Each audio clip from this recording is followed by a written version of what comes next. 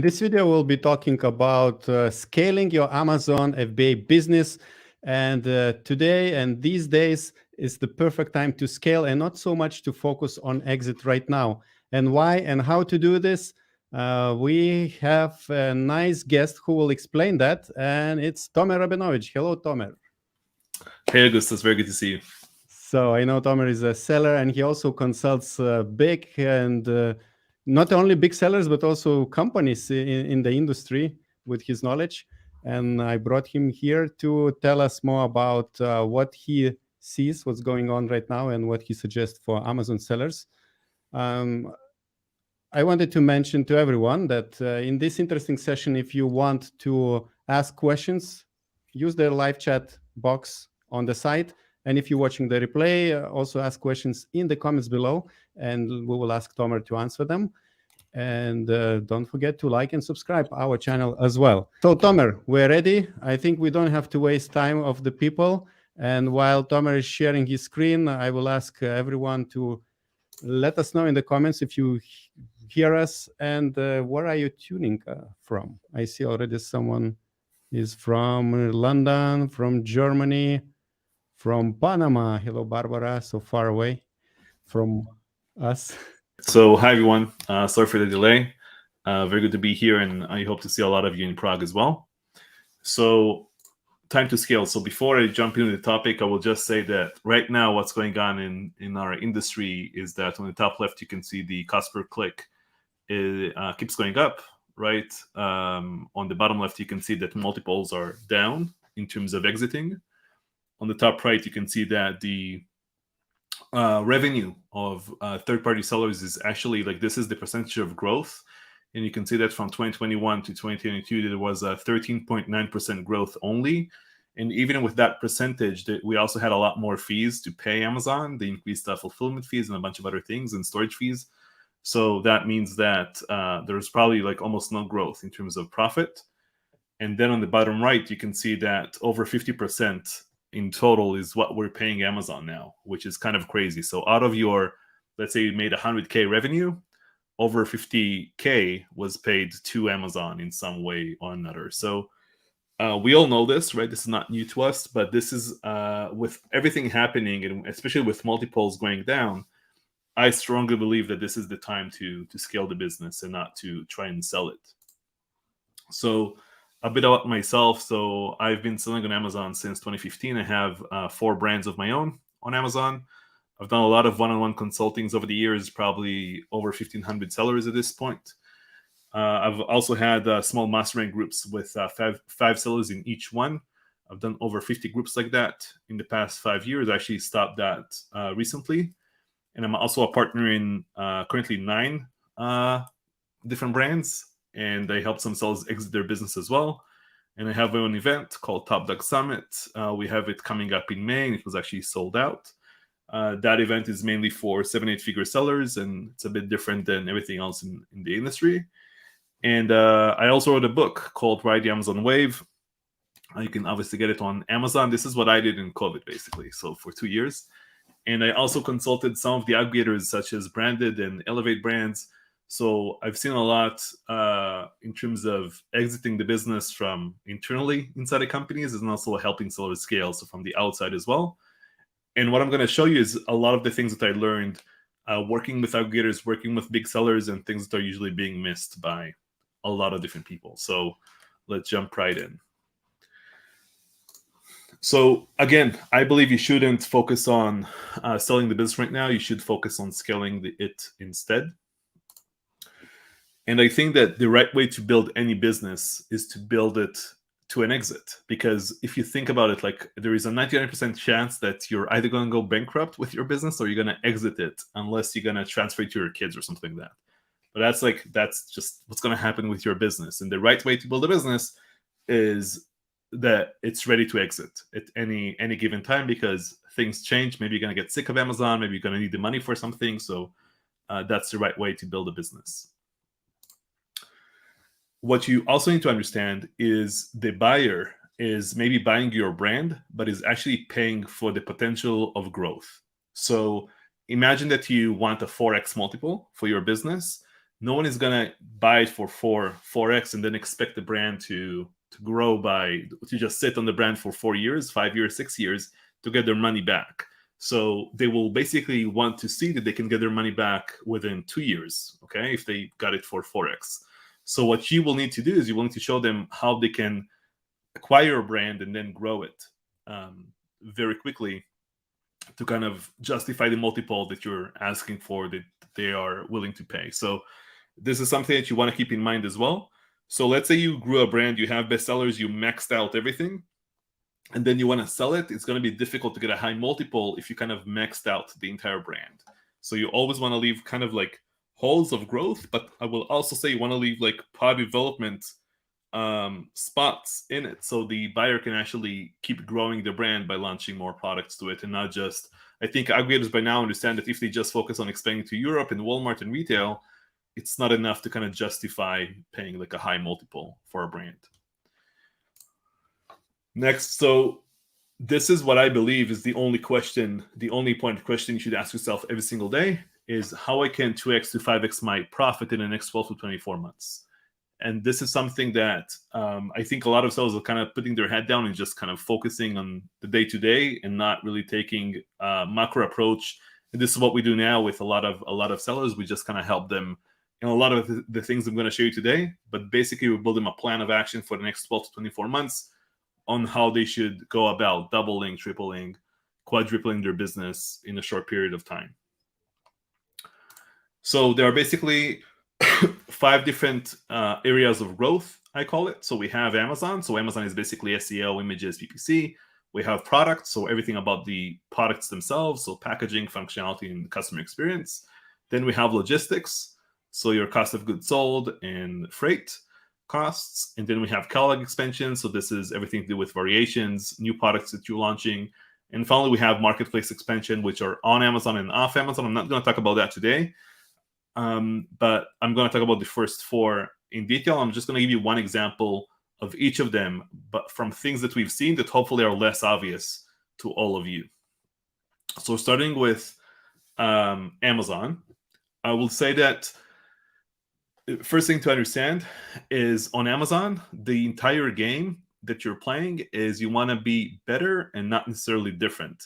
So I actually have a chapter in my book called Make It Better, and it's basically taking everything competitors did and just improving based on that fact. So you're going to improve their product, right? You're going to have a better product.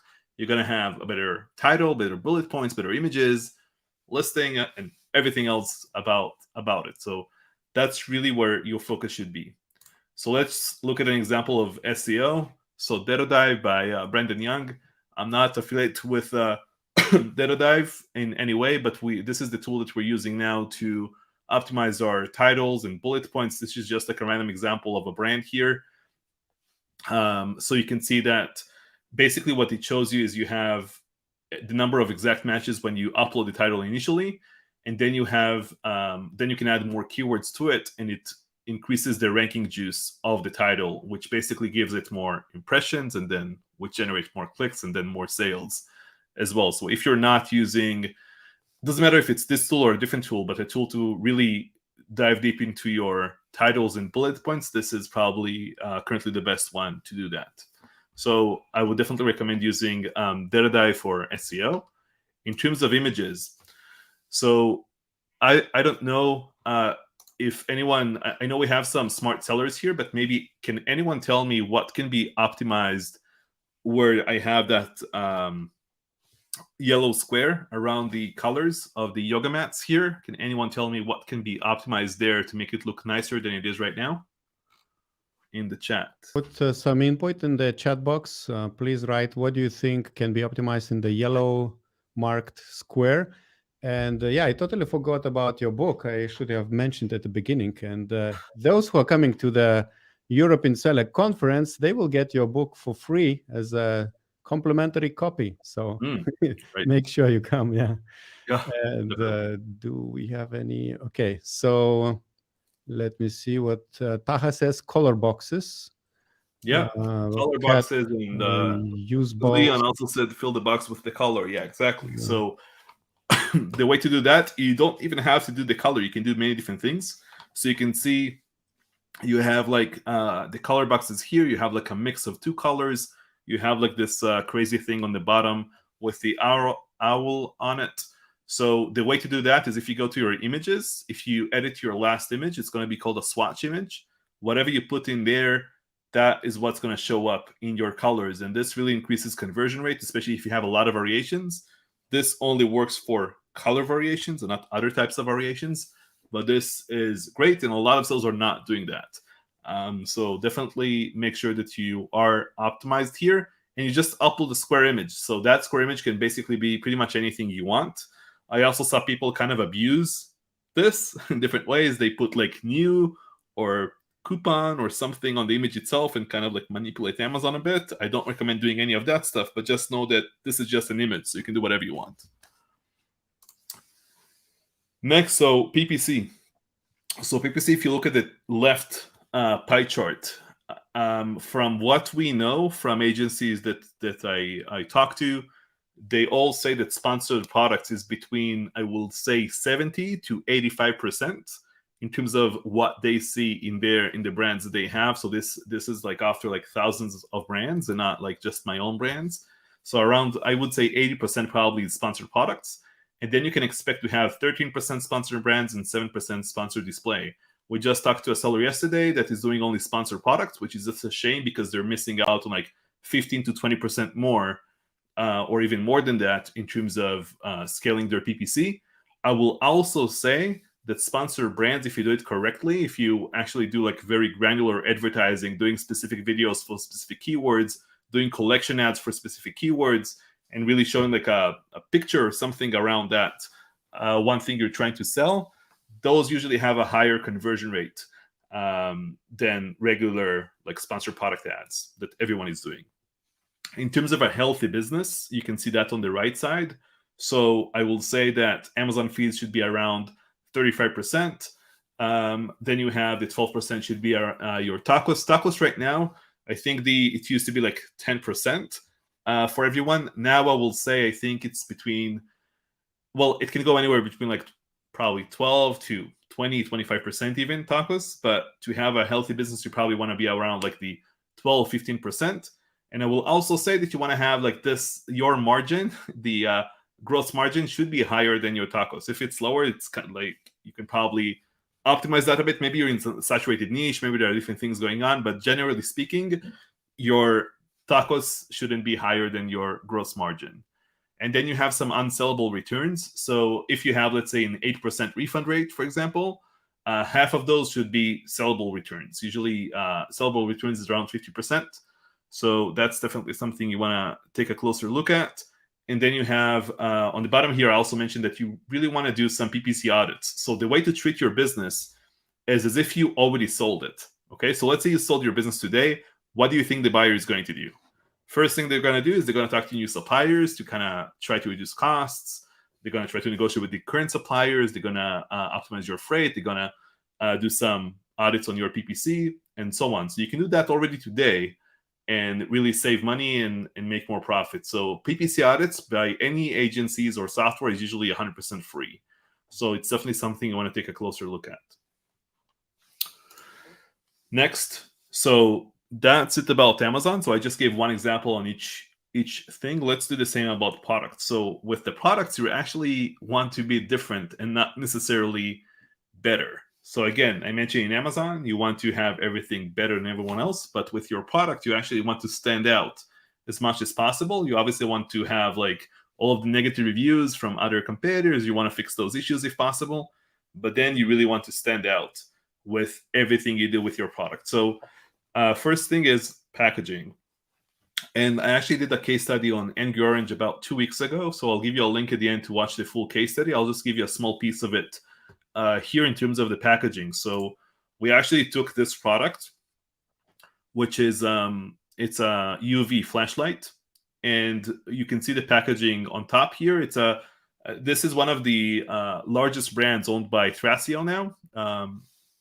That is the aggregator that raised the most money in our industry. So you probably all know who Thrasio is.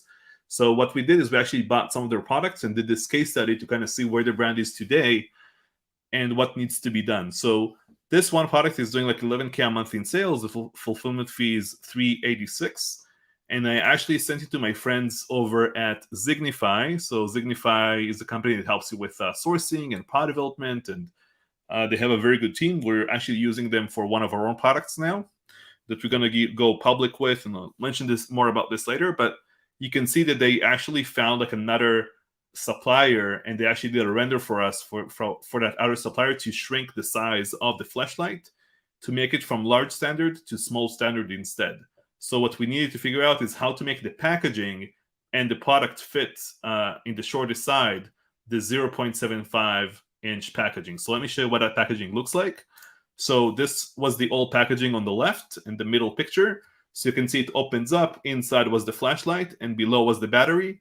It came with no instructions. The instructions were on the box on the back.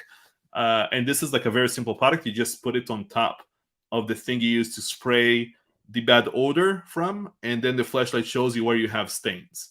So that's what the flashlight is used for. You can kind of see that on the main picture. You can see that on the white thing there.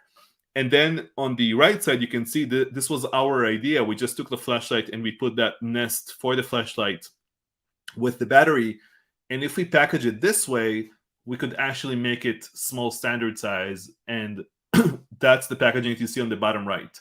And the height of the packaging, that's key here, that's 0.7 inches. And you always want to have like another 0.05 inches at least extra, because sometimes packaging like ends up a bit blown up, like it kind of extends a bit maybe when Amazon measures it.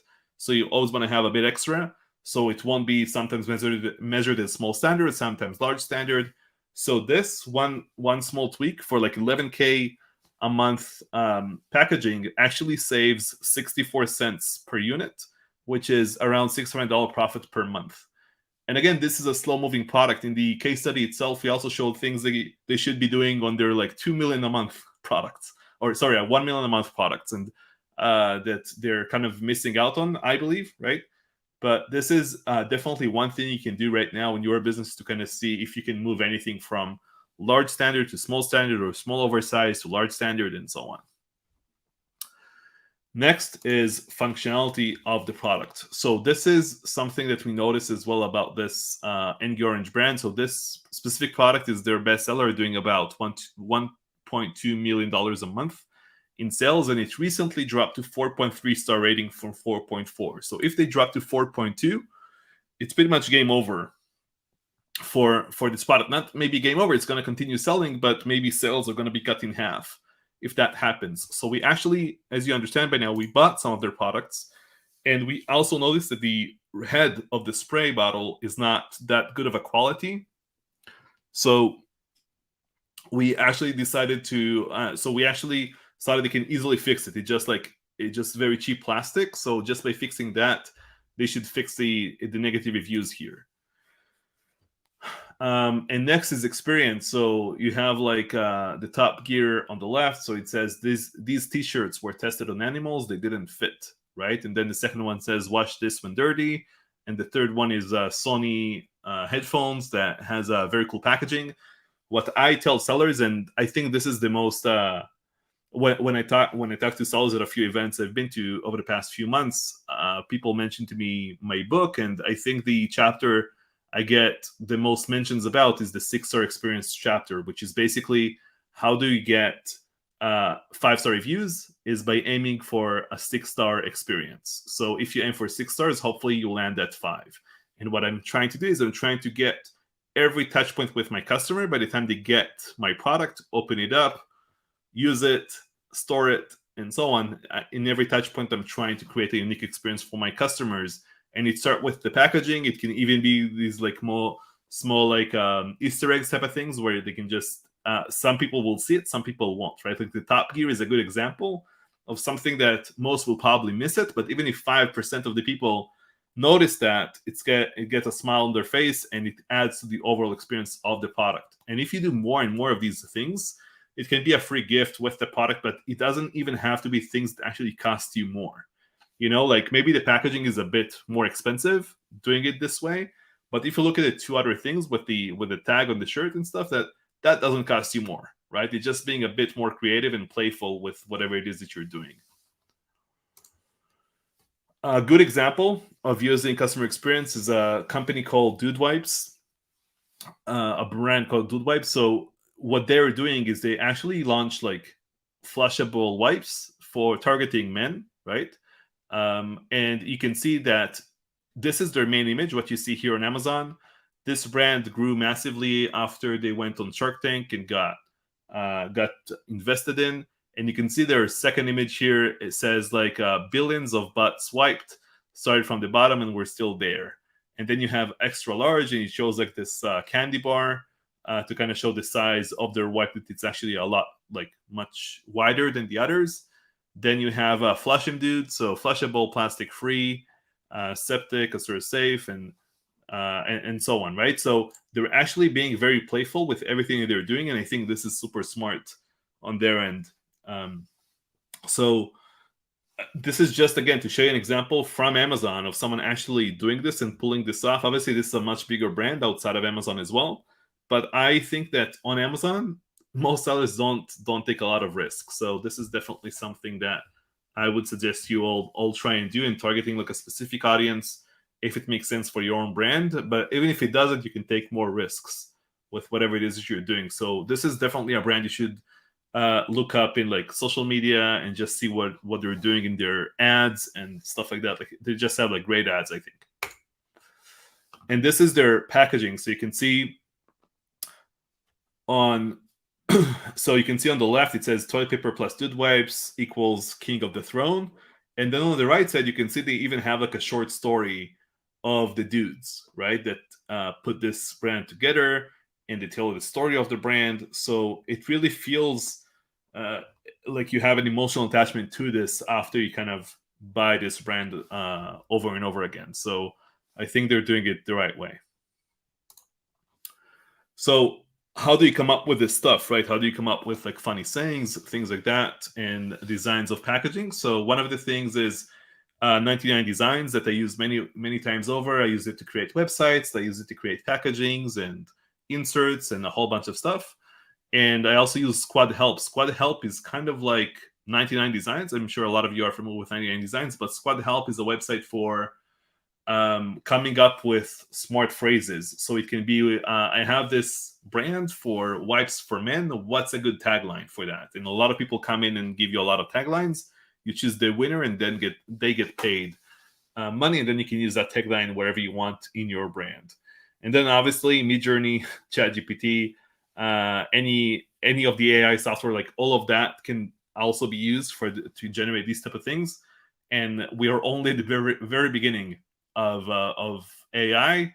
I think it's like discovering fire. It's like that revolutionary. So I think we're going to see a lot more of this stuff that will help us really generate unique experiences for our customers over time. Next. So again, your product and listing needs to be better, and your experience needs to be different. Okay. And by different, you need to understand that when someone gets your product, you're not just competing with your competitors anymore. On Amazon, you're competing with your competitors, but when they get your product, you're competing with everything else that gets attention out of your customer. You're competing with their phone, with their family, with their friends, with the other 20 packagings they get from Amazon every single day. So you're fighting for their attention at that point. So you really need to make sure that your product, whatever it may be, it needs to be very different than what they got so far. And it needs to have things in it that will make you stand out from pretty much everything else. And the good thing about customer experience in general is that the bar right now, like it's a very low bar. It's not that difficult to go over that bar. Usually what happens on Amazon is that people overpromise and underdeliver, right? It's so easy to underpromise and then overdeliver, to really give unique experiences with your products when they get them from you. Logistics. So in each chapter of the book, I actually had a small cartoon like this. So just to kind of, again, add to the experience if I can. So logistics is something I think tricky for a lot of sellers that don't really get right. So what you need to understand is that you're not where you started initially. You are a brand, not a product anymore. So I have like very quick examples here. So again, we help a lot of different brands. So one of them was selling like plastic silverware, and he was sourcing it from a trading company based in the US. And he said the reason we do that is it's a lot easier. We don't deal with China. And this was a big seller. This was like a mid 7-figure seller. And we told him, but look, let's just check for you the prices, right? And we checked like very basic checks in Alibaba in China and just got some basic quotes for him. And then we showed it to him. It was like a third of the price. And we told him, what do you think the trading company is doing, right? In this case. So when you start out, obviously it's fine. You can use a trading company, you can use whatever and pay like $1 or $2 extra. But once you scale your business, once you scale whatever product you're selling, you really want to try and optimize that as much as you can in terms of COGS. Because we have another seller that we're helping that she sells like 100K units a year from a certain product. And if you save $1 per unit, right? That's another 100K profit in her pocket, and she's trying to exit, so that's like another 400K when she exits. So that's like a trading company. The same example here is we actually had another seller we worked with, and we sent them a screenshot of the quote from the supplier, and they said, hey, this is our supplier, and they give you a better quote for 1,000 units when we ship 10,000 units every time with them. And they try to negotiate prices every time, they try to reduce it, they do whatever they can. And the supplier won't budge because the supplier thinks they're never going to leave, you know? And last one is quantity. Obviously, if you order bigger quantities from your supplier, you'll get discounts. But one thing that a lot of sellers don't really do is once you start working with a supplier, a lot of times you're going to have more products with that supplier. So imagine that you sell, I don't even know what, let's say picture frames, right? As an example. So you have different types of picture frames, sizes, colors, whatever. So you launch different ones, and then for each one that you launch, you kind of get a quote and whatever from the supplier, and they kind of give you the prices over time. You order more, they give you a small discount. But if you take that entire business of picture frames to another supplier and say, this is what we do, this is the quantity of units we have every year, this is our entire catalog, what can you do for us in this case? You will probably get a much better offer from that supplier. And you can always take these other offers to your original supplier and just get better cost in most cases. I will say that sometimes that will come at a cost of quality. Sometimes they will tell you, yeah, we'll give you a better price, but we'll reduce the quality of they will reduce the quality of the product without telling you. So you always want to do your due diligence and your inspections on those suppliers, especially during those transitions with cheaper products. With like better costs. So freight. So one of the things that a lot of sellers are focusing on is they try to fight for terms. They try to get better terms from their suppliers when they should actually optimize for profit if your goal is to exit. If your goal is just to grow and you need the cash flow to kind of grow, you can definitely fight for terms. Terms basically means I'm going to pay you maybe 30% deposit and 70% 30 days after it gets to Amazon, or 60 days after it gets to Amazon, or maybe you don't pay anything up front and you pay only after it gets to Amazon. This is all fine, but what I would recommend you do instead is you actually get funded. If you don't have the money, you should get funded for your inventory, and there are different funding solutions out there. You should get funded instead of getting better terms, and then you should basically pay ahead of time to your supplier for a discount. So imagine I come to my supplier and I say, hey, can you give me a 10% discount? Like, can I pay you 100% up front? Or let's say instead of paying 30-70, I pay you 70-30, and you give me a discount. And how much discount can you give me? And we have products where we pay 100% in advance, like suppliers that we worked for a while with. So usually it's products that have a very quick turnover, that sell like a lot of units, and they're very small and light and whatever. So there it makes sense to pay 100% upfront for like a 10% discount, right? 15% discount.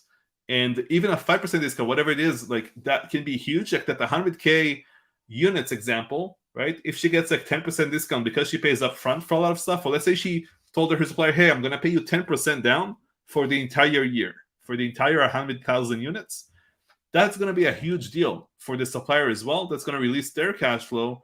So how much discount can they give? And imagine that she takes funding to fund that. What will happen when she exits is the discount is actual profit. That's pure profit. If she got 10% discount and she's going to get a 4x multiple, that's 4x on that $1 that she saved. But the loan that she took, doesn't matter what the loan is, what the terms are, that's an add back when she exits. That means that as soon as they buy her out, they're going to close that loan anyway. So that's why optimizing for profit is a lot better than trying to fight for terms. So shipping your goods to Amazon. So let's talk about optimizing this a bit. So on the left, you can see we have Amazon. Let's say you sell 700 units a month from a certain product. You will need about 1,200 units at any given time. You don't want to go under, let's say, 1,000 units by the time you get more in to Amazon. In the 3PL, what you really want to do is you want to have about 12 to 1,400 units at any given time and not touch that stock. So a lot of sellers, the mistake that they make is they ship from the supplier to the 3PL and then to Amazon. But that's, if you don't have to do that, don't do that. Like, what I would recommend is to have the supplier, right? You can drip from the supplier 700 to 1,000 units directly to Amazon once a month based on the monthly sales that you have. And then, like, if you, let's say, produce 700 units a month, the supplier is going to charge you more money than producing 2,000 units, right? So what you want to do is you want to produce 2,100 units, as you see here, but then ship 700 once a month. And the supplier can figure that out. So let's say you pay them 30% down for 2,100 units, and you pay 70% every time they ship, right? The 700 units. You also save money in using a 3PL or sorting Amazon, because the supplier either holds it or just produces stock once a month for you. You ship it to Amazon, you just skip the 3PL. The 3PL is for emergencies. If you run out of stock, if something happens, you have a big boost of like a deal that you ran or whatever, like you can just ship from the 3PL directly to Amazon in that case. I don't know, it's Q4 and you need more stock, whatever it may be, right? But you want to use your supplier as a warehouse as well, if possible. And usually they will store like 1-2 months of stock for you for free, with no real issues there. So one example is this. So this is, again, an example from the book. But you can see example one is just doing it the normal way, like paying a 30% down, and then like, which is $3K, and then paying $7K for the rest of the stock. So you can see that in terms of total cash that I'm going to have 5,000 and 7,000, 9,000, and so on. So that's fine. But then example two, what that will do by paying like 30% down, which is 3,000, and then paying 70% every month, not only does it free me from storage fees in Amazon or my 3PL that I'm not paying, it also frees a lot more cash in my cash in hand because I'm not paying the 7,000 down initially. The bottom line is going to be the same in this case, like 21,000, but obviously with the money I'm going to save on storage fees on Amazon and the 3PL, I'm going to make even more money by doing it this way.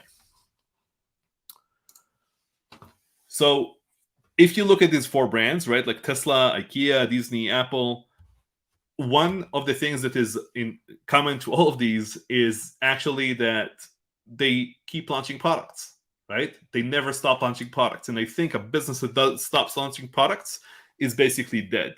And Elevate Brands is one of the aggregators where I helped. And they brought me in initially to kind of train up their brand managers and help them out. But then they hired me again to help them build a product development pipeline from scratch. So I worked with them for 6 months as a consultant to kind of help them build that while I'm doing everything else. And now they're just launching products. So I think that, and I think that's a mistake by a lot of aggregators. A lot of aggregators like acquired businesses and product development just stopped at the same time.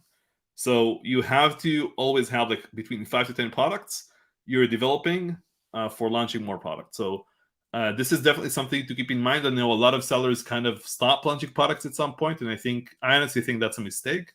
If that's the case, it's obviously a very easy to manage business in that case, but it's very difficult to grow a business like that. So let's talk about variation. So if you are selling 10 a day, right, from a certain product, it's a lot easier to get that to 20 a day than starting another product and get that from 0 to 10. So definitely something you want to think about. And in terms of variations, this is one example here. So this is like a random brand called Core Home Fitness. So you can see that they have their main product is doing like 800K a month. And the rest of the products are not really selling. We have one product doing like 20K, but it's an expensive product. I don't really think they make a lot of money out of it. But this main product, the 800K a month product, doesn't have any variations, doesn't really have much going for that brand. And if I'll just show you here, like this is a different product with a whole bunch of other variations. So you can see that they also have the pair, like the other one, like the one before it. Let me just go back. So this one is selling 2 Core Fitness Clinic, a 2-pack, right, of these weights. This one is selling a single and a 2-pack. And you can see that the single one is actually like over like 70% of the sales are coming from the single sizes, and only 22% or a bit more than that are coming from the pairs. So definitely something that you want to do. Like one of the easiest things that I do with almost every brand I consult for is find more variations for those brands. We actually have a tool now that we created internally to analyze revenue per variation, which no tool does that right now. So we did it for us, so we can actually analyze if the black one is the one we should launch, if the 2-pack is the one we should launch, or which material we should use for the next variation, and so on and so on. In terms of new products, so I assume most of the people listening did a course or watched YouTube videos on how to find products on Amazon. And most of you were looking for products that are anything on this list on the left side here. So simple, decent price, light products are a one-piece, not electronic, products that are easy to ship, don't require FDA, have a low barrier to entry. But if you are looking for all of those different things, what will happen is you will have a high competition and you will basically race to the bottom very quickly. And by the time you launch, probably, like let's say you found that perfect product, not a lot of competitors, it's new, it's fresh. By the time you launch it, you're going to have 50 other competitors already racing to the bottom in terms of price. So instead of what you should do, right? I'm talking to like active sellers here. I'm not talking to beginners. Beginners, you can do whatever you want. You kind of test the waters and jump in like Amazon. That's fine. But for advanced sellers, what you should really focus on is products with a barrier to entry. So products that are complex, or that are very cheap, very expensive, or heavy, or come with a lot of pieces, or maybe they're electronic, maybe they are very complex to ship to Amazon, requires FDA, have a very high barrier to entry. And what will happen if you find products with high barrier to entry, and obviously patents as well, but patents is not, you don't need patents if you find like any of these stuff, you know? And then low competition, and then you will basically stay on top. So I would say that you need to think with yourself, what do you prefer? Do you prefer to kind of do whatever is on the list on the left side, and then you will fight every day on Amazon, right? By the time you launch your product, or you just solve the issue once and you will stay on top. And most I know courses and all of that tell you, look, a product development is about 3 months by research until you launch it on Amazon.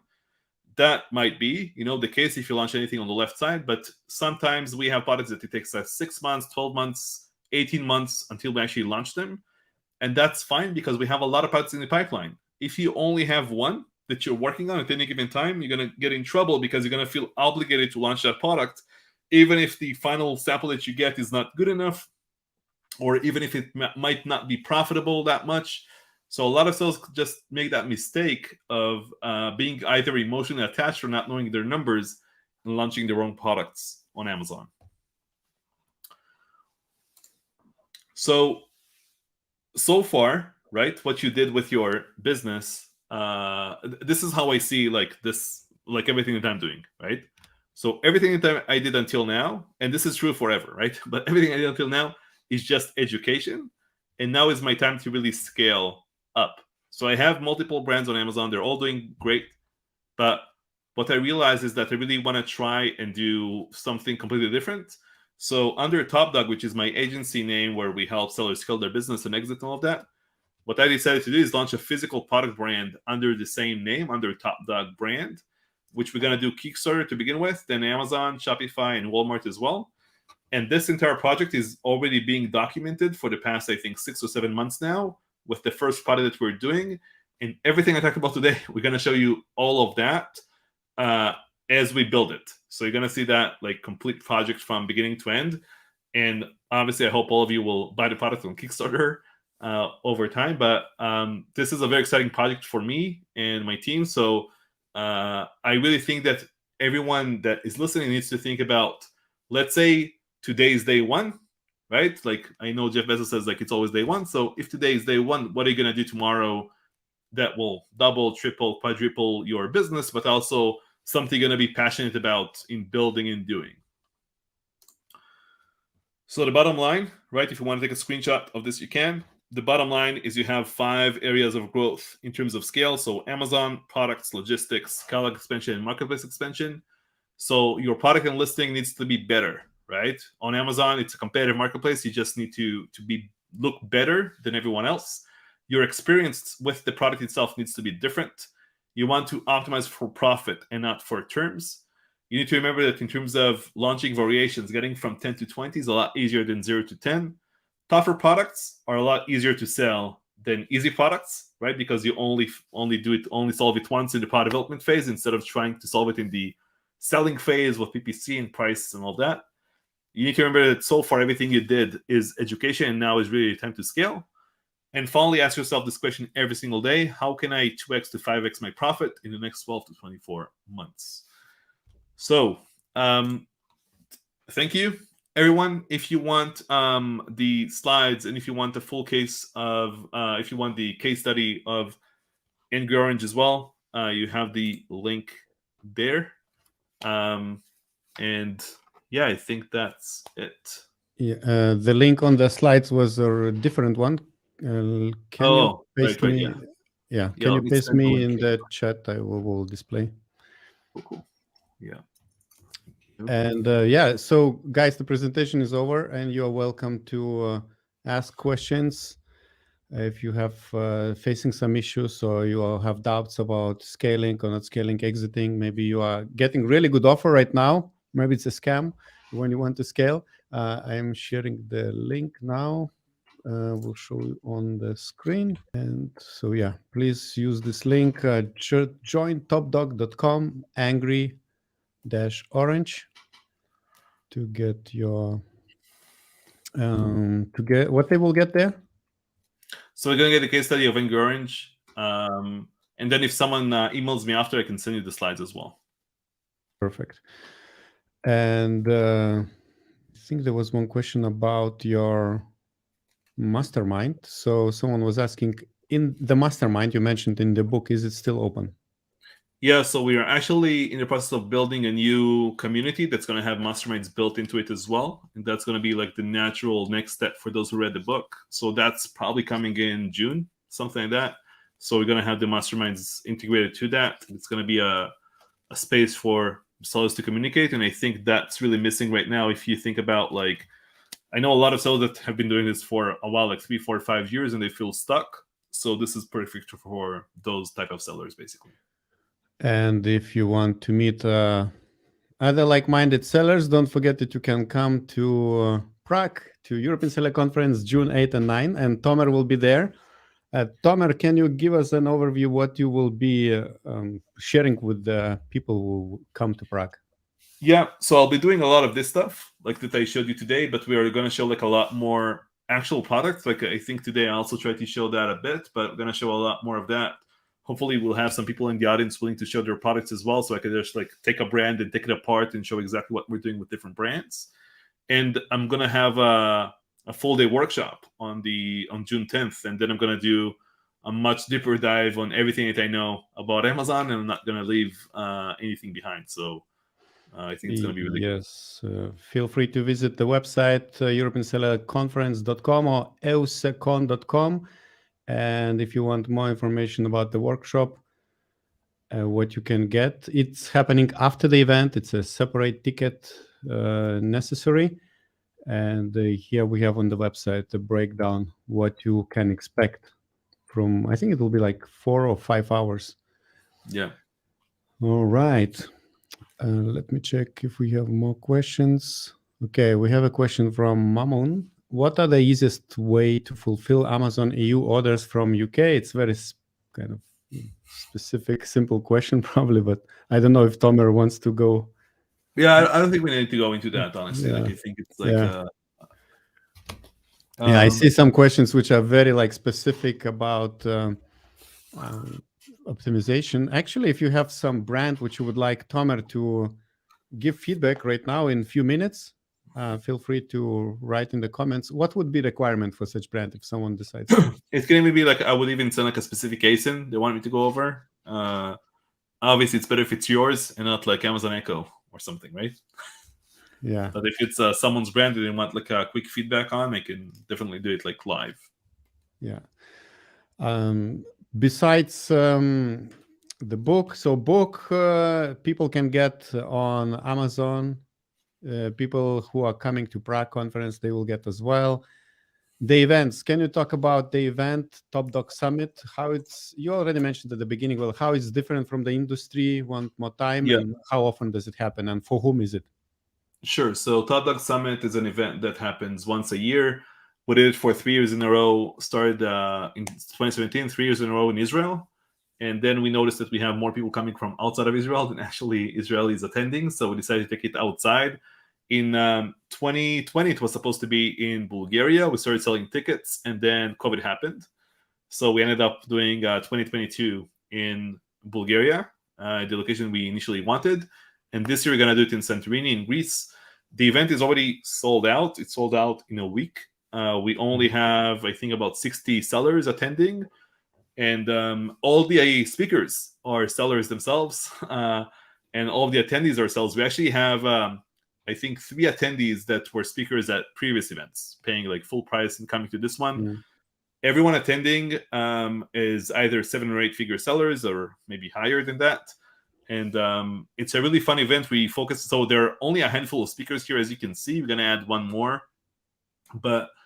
and it's a full 3-day event. So what we do differently is that in the morning time, we have the talks, and then in the afternoon, we do table discussions and very interesting things because the knowledge is already in the room. So you can see that after lunchtime, we have actual workshops. So the workshops, I'll give one example, right? So last year, I had Branded and Elevate sponsoring.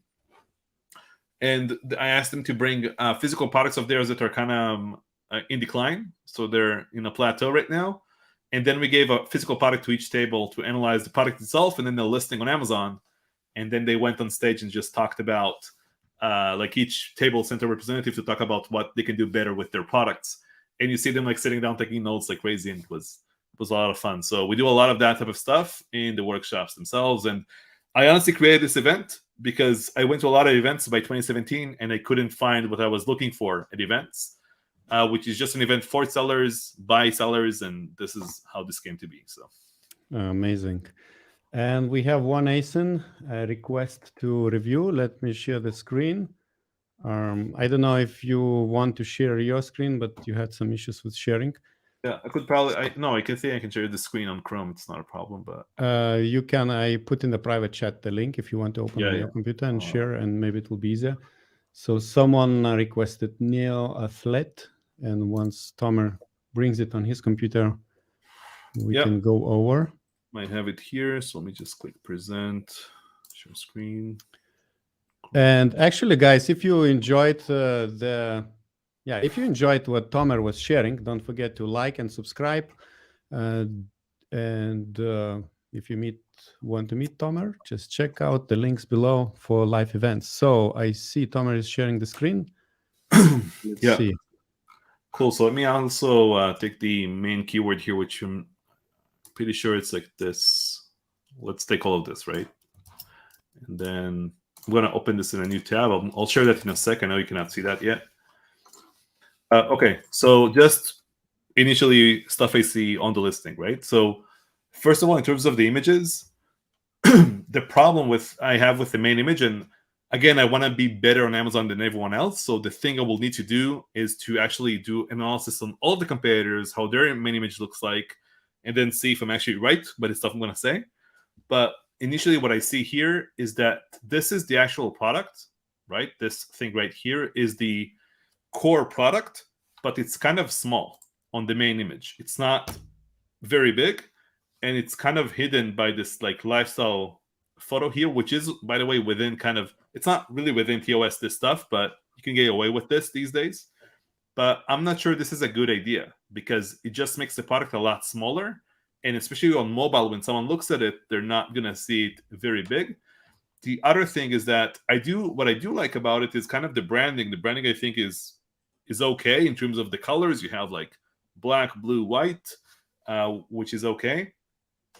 But the font here is way too small for mobile. I believe it's not big enough, not big enough to read, and probably like too much text in some of these images, like this one, that you don't really want. And also this mentions main features, but it's not really just features. It's what you get inside, which is instruction manual and the ebook, and it just has a lot of information on it. And people kind of skim through images. They don't usually like stick around for an image like too long. And this is a comparison chart, but I don't think it's like super clear that it is a comparison chart. It looks kind of weird because it's not really a chart.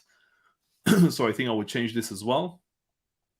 And also in terms of the lifestyle images, like this, one thing I want to be clear about lifestyle images that I think a lot of sellers get wrong. I don't care if you use Photoshop or not. I would highly recommend you don't, right?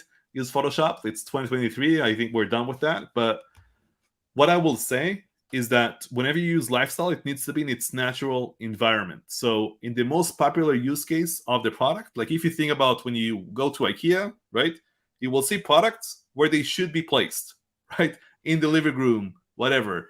But this woman right here, I don't think anyone who's using this product is the typecast of this woman right here, right? That is also on the main image.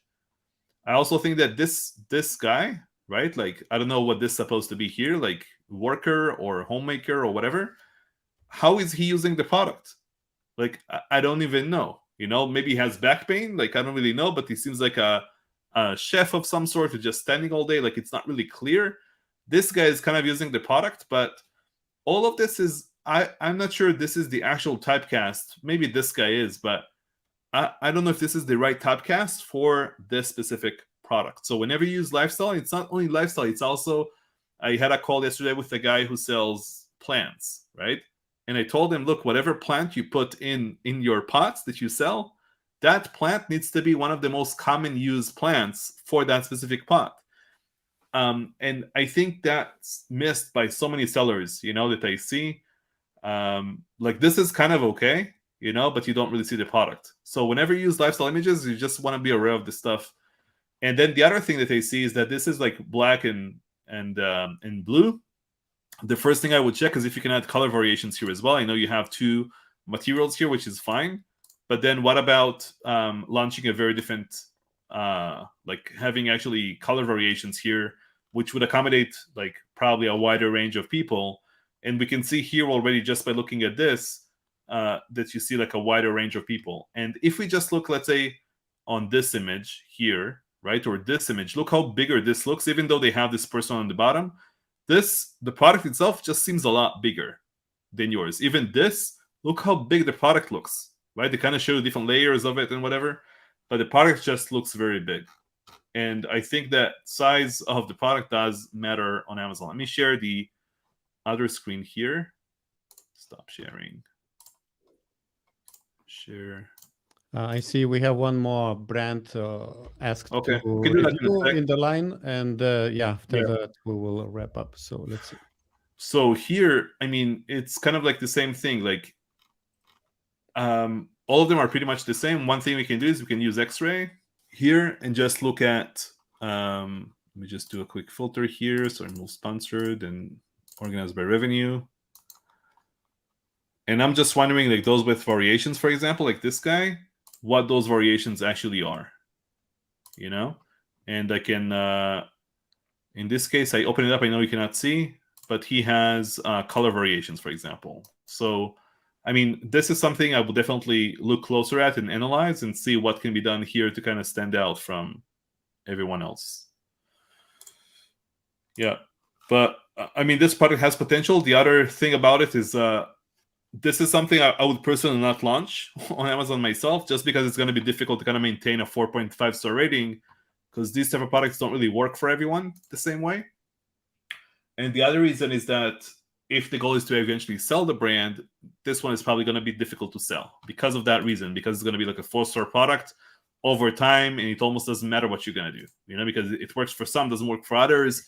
You're going to deal with refunds and so on. Like the list goes on. So I tend to avoid these type of products. All right. Cool. Next one that you launched, the Limeline. The last link. Limeline.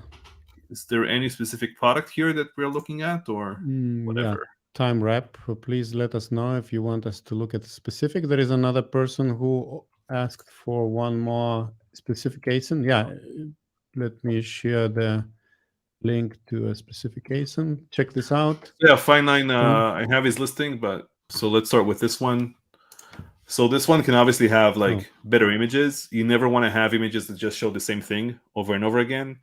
And on Amazon, you really want to add some text to it. This is just a square product. It's also not zoomable, like the picture itself, because it's not high enough in pixels, like 1,000 by 1,000 and things like that. So I would honestly render this. It will look a lot nicer in a render than an actual photo because it's like a square thing and it's very easy to render this type of product. Like this guy rendered his, you know? So you can do something similar to this. And Tomer, I don't know how much to sell. Can you explain what this means to render like this image? Render is like a 3D mock-up of the product. So you don't really take a photo of it. You just give it to a designer. You can even send them this and tell them, render this for me, you know? You can find those people on Upwork, Fiverr, whatever. Like there are a lot of them that do it pretty well. And if you sold like a product with like 10 different pieces, right? That each piece is like, let's say you sold a toolkit or something. That doesn't make a lot of sense to render because each piece needs to be rendered differently and it's very difficult, the 3D mockup and the sizes and getting it right. But this type of product is like super simple to render the packaging. I do like that you kind of did like a free reference panel here and you have like a bunch of stuff on it. But in terms of like a product, I don't think this is this like good enough in terms of images here. So yeah, you can probably also add more variations to it as well. But yeah, let me open the other one. Yeah. So this is the more interesting one, I would say. Like, let me just check X-ray on this real quick. Cool. So it's doing like 24K a month, which is not bad. It is like a much more expensive product, so it only sells like 4 units a day. You don't need to sell a lot a day when you have expensive products. This is something that usually beginner sales don't really understand in terms of expensive products, but those can be very simple. The issue with these products is that it's obviously oversized, and you're gonna have like the fees you pay Amazon are very big, and then you're gonna run into cash flow problems with these type of products. But all in all, it's very profitable. So in terms of the images, kind of like I said before, like these two images, you don't really need both. One of them is probably enough. I would add text on the images as well. I think that's really missing here. So I think this can be improved a lot. And when you sell products and you make like over 10K a month, you definitely want to have a video here showing the product, showing how to fold it and things like that. Like, I think that's needed. It might be self-explanatory because it's a simple product and whatever you may think. But if I just open, let's say, another one here, right? One of the bigger sellers. So you can see they also have 2 styles, but they also have like videos explaining the product and more detailed images here. You know, like this is great. This image, like showing you exactly how much it can hold, is great. This image showing you like the features of the product, like pretty big text and very clear. This is great, you know, showing you like how it fits inside your car. Features, great image. So I think these guys are doing like the right way. I'm not sure about the main image, to be honest. I think this can probably be improved. I don't know why this wire is on the main image, and but I think overall they're doing like a great job. So with this listing, so I think this can definitely be improved. Which is a good thing, you know. If you do like 20K a month with like 81 reviews and you are a 5-star product, so obviously the product is very good quality. I would consider also adding more variations here to the listing. The good thing about these type of products is you probably have sizes that are like, one thing I wanted to mention about this, the weight here is you have like the weight of the other one of 400 lb. This is 500 lb. So the thing is, like, if you put the weight here as well, you might say, oh, but I have it in the title. But who reads titles, right? Some people might, and you probably also have it here somewhere, or how much it can hold, right? But you want to have the important information about your listing all over the place. It needs to be in your title, in the images, in the bullet points, all over the place. So, and again, whatever works for competitors will work for you as well. So you can just take whatever they're doing and just customize yours a bit better. Yeah, we have one more. Do you have time for one more? And then we will wrap up. Sure, let's do that. So let's check the last one. And one more time, guys, if you want to get some insights of Tomer's, to pick the brain, check his book, The Amazon Way, on Amazon, or come to European Seller Conference, where every attendee will be getting the book. Yeah. And Also, if you want to meet Tomer, also come to Prague. So let's see the last product for review. Cool. So this is the hammock. This is a very difficult niche, super competitive, saturated. Like it's going to be difficult to make real profit with this. So we can also check the revenue here. I think I saw this, and this is generating like some revenue. Let me check. And this is obviously not the season. This is kind of starting right now in the spring. Yeah, so this is not selling much. It's like selling like 3 a day from all of these combined. So not really doing that well. And it's a 4.7 star product. So that's kind of interesting. So if you're 4.8, obviously it's a 5-star product, right? Which will, for sure, it will increase conversion rate. So there's probably something to be done there. I'll talk about it in a sec. The other thing is the colors. So you have 6 colors here, but you want to use the swatch image instead. And you can do that like 2-color thing that I showed, like by having 2 colors in like a circle and have like each of them on a side, or even a square image and having each of them each side like different, and it's gonna look a lot nicer. I'm sure that if I'm opening like another hammock here, yeah, this guy's not doing it. I just want to quickly check if anyone is doing like swatch images here. Yeah, not really.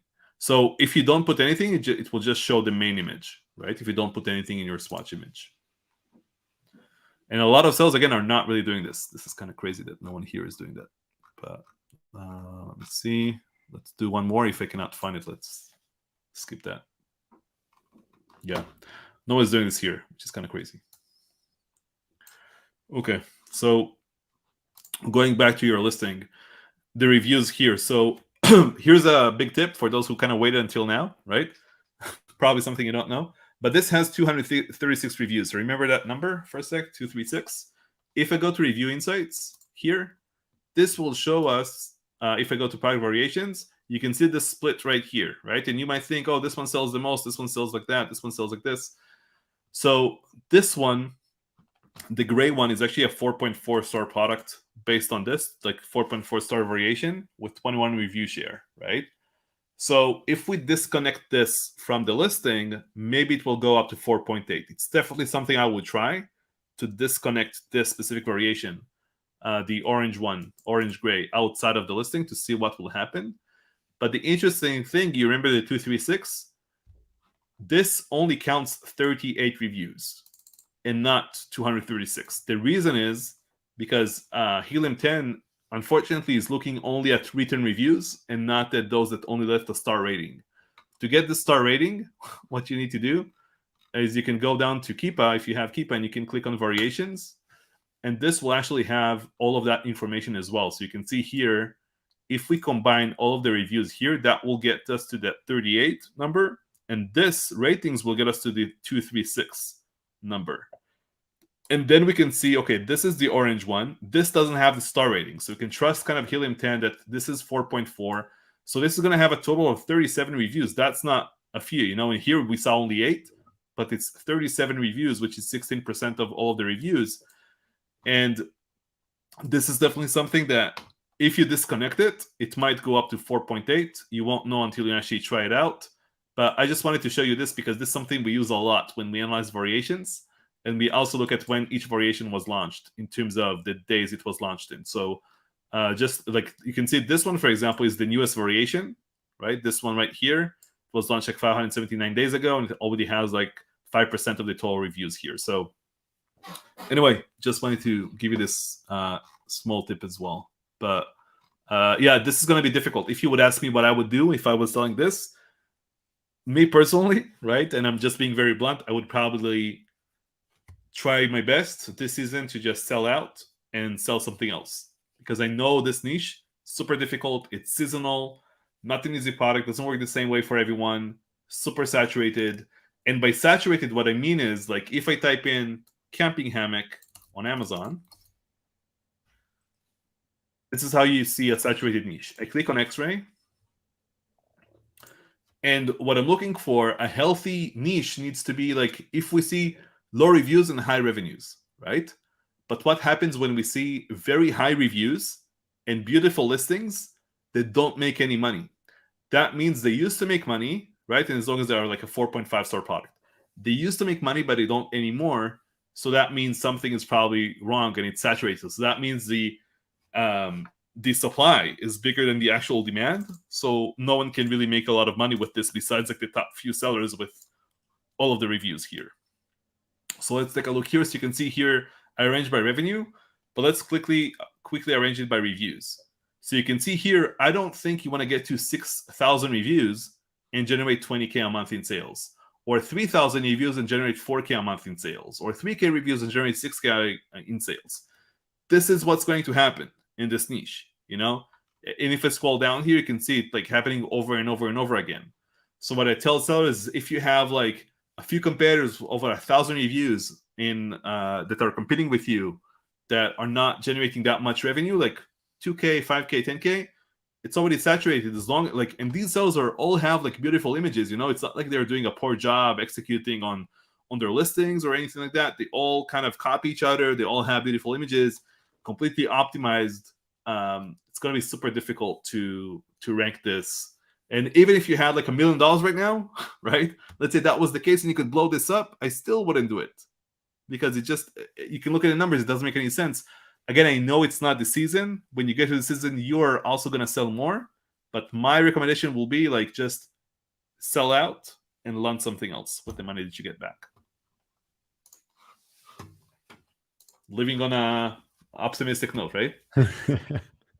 Thank you very much, Tomer. And people were really happy for your insights. People who shared their ASINs got a lot of value. Thank you. They say this is great insights.